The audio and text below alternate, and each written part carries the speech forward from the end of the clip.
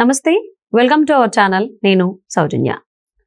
ఎన్నికలకి ఇంకా 4 రోజులు మాత్రమే సమయం ఉండడంతో వైకాపా ఎలాగైనా కానీ పోలింగ్ సమయాల్లో దాడులన్నా చేసి పైచేయి సాధించాలని చెప్పి చూస్తోందని చెప్పని కథనాలు వినిపిస్తున్నాయి. దీనికి సంబంధించి ఇంతకు ముందు ఉన్నటువంటి డీజీపీ అయితే వైసీపీకి అనుగుణంగానే కొన్ని ప్రణాళికలు వేశారు అని అంటున్నారు. మరి ఇప్పుడు డీజీపీ మారారు కాబట్టి ఇప్పుడు వచ్చినటువంటి డీజీపీ గుప్తా గారు ఆ ప్రణాళికలనే వాడతారా, అంటే పాత ప్రణాళికల్ని, లేదా కొత్తగా ఏమైనా రూపొందిస్తారా ఏంటి, లేదా కేంద్ర బలగాలను దింపేటువంటి అవకాశం ఉందా?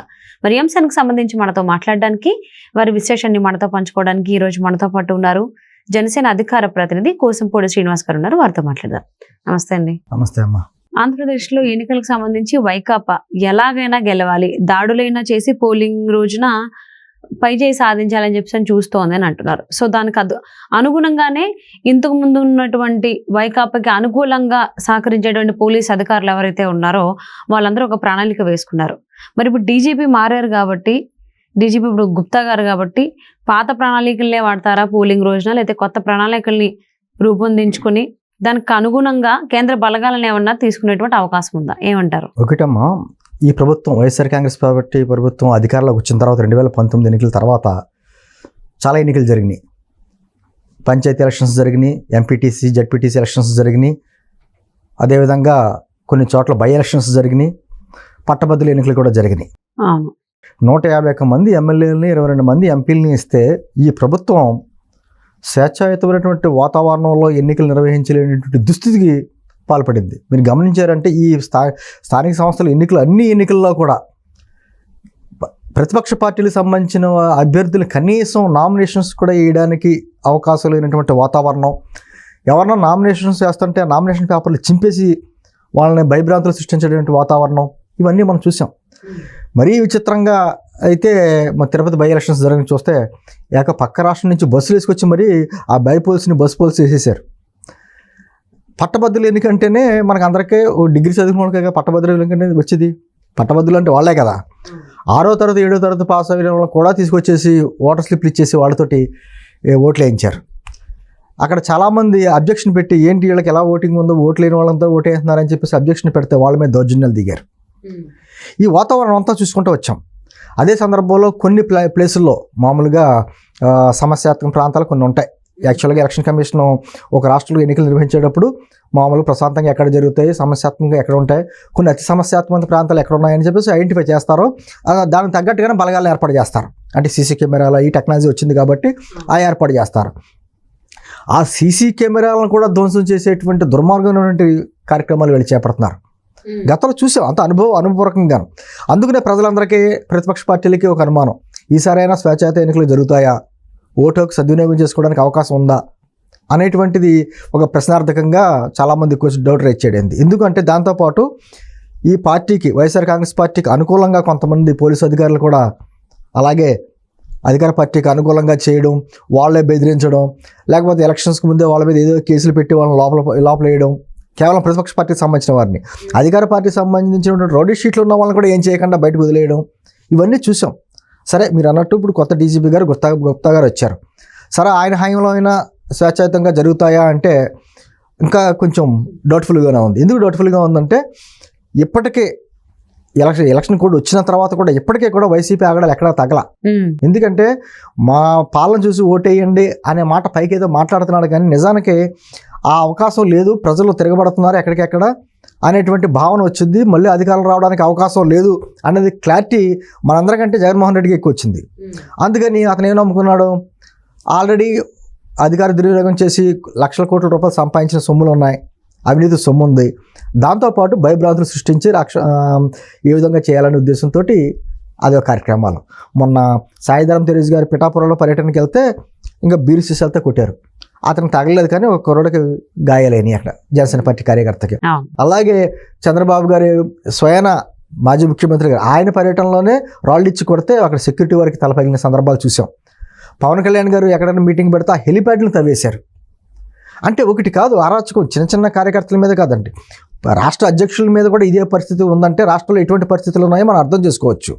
అందుకనే ప్రజా సంఘాలు కావచ్చు, ప్రతిపక్ష పార్టీలు కూడా అందరూ కూడా కోరుకునేది ఏంటంటే ఇప్పుడున్నటువంటి పోలీసు యంత్రాంగం, అంటే అందరూ వ్యవస్థ అంతా కూలిపోయిందని మేము అనట్లేదు, కానీ మెజారిటీ అధికారులు వాళ్ళకి అనుకూలంగా ఉన్నారు కాబట్టి స్వేచ్ఛాయుతంగా వాతావరణంలో ఓటు హక్కు వినియోగించుకోవాలి, ప్రజాస్వామ్యం నిలబడాలి అంటే ఖచ్చితంగా కేంద్ర బలగాలు రాష్ట్రానికి రావాలి, కేంద్ర బలగాల అధీనంలోనే ఎన్నికలు జరగాలి అనేటువంటి డిమాండ్ మన ప్రతిపక్ష పార్టీలు, ప్రజా సంఘాలు అన్నీ చేస్తున్నాయి. బట్ దానికి అనుకూలంగా కేంద్ర ఎన్నికల సంఘం కూడా స్పందిస్తుందని మేము ఆశాభావం వ్యక్తం చేస్తున్నాం. ఎందుకంటే వాళ్ళు కూడా రిపోర్ట్ తెచ్చుకుంటారు, ఈ రాష్ట్రంలో ఎటువంటి పరిస్థితులు ఉన్నాయి ఏంటనే పరిస్థితి. ఆఖరికి చూసారా, ప్రధానమంత్రి మోదీ గారు పెట్టిన సభలో కూడా ఏ విధంగా చేశారో మనం చూసాం. ఆ ఎస్పీని కూడా ట్రాన్స్ఫర్లు అయి చేశారు. ఇప్పటికీ ఎక్కడెక్కడ కొంతమంది ఎస్పీని వాళ్ళని ట్రాన్స్ఫర్స్ ఇంకా కంటిన్యూస్ జరుగుతున్నాయి, కొంతమంది అధికారుల మీద చర్యలు జరుగుతున్నాయి. ఇది సరిపోదు. ఖచ్చితంగా మొత్తం ఎంటైర్ వ్యవస్థ అంతా కూడా, ఈ బందోబస్తు వ్యవస్థ అంతా కూడా కేంద్ర బలగాల అధీనంలోనే జరగాలి. ఎందుకంటే సాధారణంగా ఓటు వేయడానికి వెళ్ళే వ్యక్తి భయపడకుండా ఉండాలి. ముందు తనకి ఇష్టమైన వాడికి ఓటు వేసుకుంటాడు, కానీ ఓటు వేయడానికి వెళ్తుంటే మరి భయపెడతారా, ఈ పలానా వ్యక్తి ప్రతిపక్ష పార్టీ ఓడు, వీడు వస్తే ఈ ఓటు కూటమికి పడద్ది కాబట్టి నేను రాకుండా చేయాలి అనేటువంటి భయాగల వాతావరణం ఉందనుకోండి, భయపడతారు. సామాన్య ప్రజలు భయపడతారు.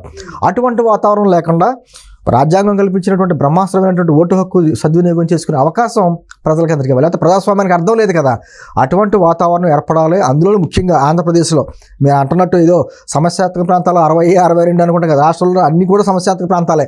జగన్మోహన్ రెడ్డి వచ్చిన తర్వాత అన్నీ అలా చేశాడు. కోనసీమలో కూడా రక్తపాతాలు, ఎన్నికలకి సజావుగా సాగే అవకాశం లేనటువంటి వాతావరణాలు, ప్రశాంతమైన వాతావరణం ఉంటారు కోనసీమలో.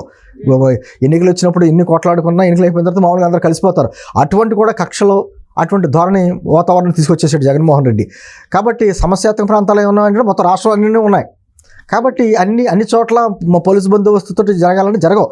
ఖచ్చితంగా కేంద్ర బలగాలు రావాలి.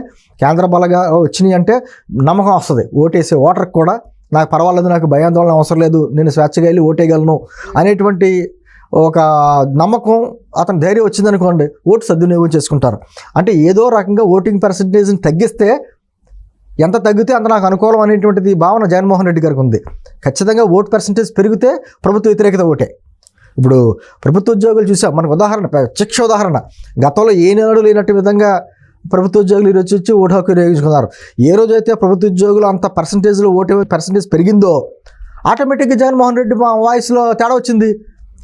ఎన్నికల స్వేచ్ఛాయుత వాతావరణంలో జరిగేటట్టు కనపట్టలేదు, అధికారులందరినీ మార్చేస్తున్నారు.